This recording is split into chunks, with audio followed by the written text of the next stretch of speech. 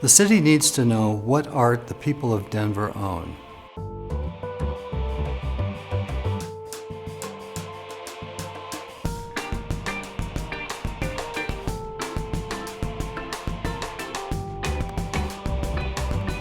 The city's contractual relationship and historical relationship with the Denver Art Museum are unclear.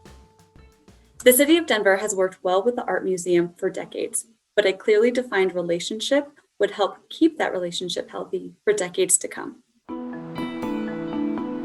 The Denver Art Museum's agreement with the city is unclear. It lacks documentation of which entity owns what and what each entity's responsibilities are.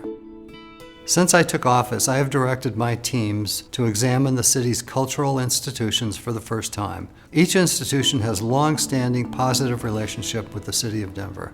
However, as an auditor, I know it's important for every organization to get a healthy checkup, and we take a trust but verify approach to every examination. In the case of the Art Museum, my team was limited in their work because the Art Museum refused to give us complete access to all of the data we needed.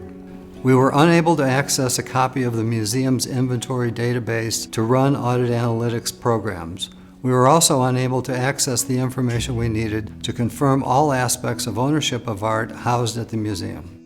This is an example of why a clear agreement between the city and the museum, which is considered the art agency for the city, is so important. The city needs to know what it owns and what it is responsible for, should something go wrong or need fixing in the future.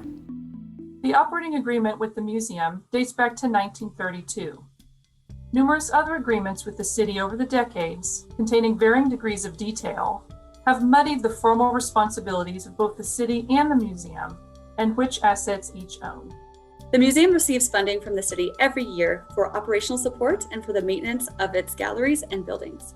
In 2018 and 2019, the city gave more than $20 million each year, including bond funds for building projects. The city also provides insurance coverage for the art and buildings. The mayor's office and the Denver Art Museum both disagreed with updating their agreement. Officials from both said they believe they can address the gaps identified in our report in other ways. However, without a clear, singular, and overarching agreement, the city and the museum may disagree on which entity should pay for expensive things like building repairs or insurance. In a time when budgets are tight and cuts are happening in every agency, the city and the museum could also disagree on selling art and who receives the proceeds from the sale. A new, clearer operating agreement would help avoid disagreements during economic downturns when budgets are tight, such as the pandemic-caused recession we face now. In an effort to address systematic biases and injustices, my teams are looking at risks in every audit with an equity lens.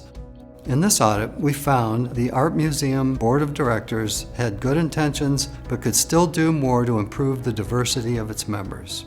Specifically, the board has fewer women, fewer Hispanic and Latinx individuals by percentage than the demographic makeup of the Denver metropolitan area. In addition, we noted the board officers and committee tasked with recruitment is all white and mostly men. Boards with limited representation cannot make the best choices on how to serve an array of audiences.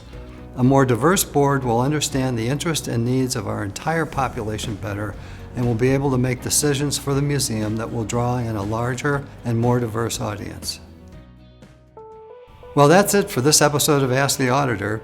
If you have a question you'd like to ask the auditor, submit it to auditor@denvergov.org, and maybe your question will be the next question we answer on the next episode of Ask the Auditor.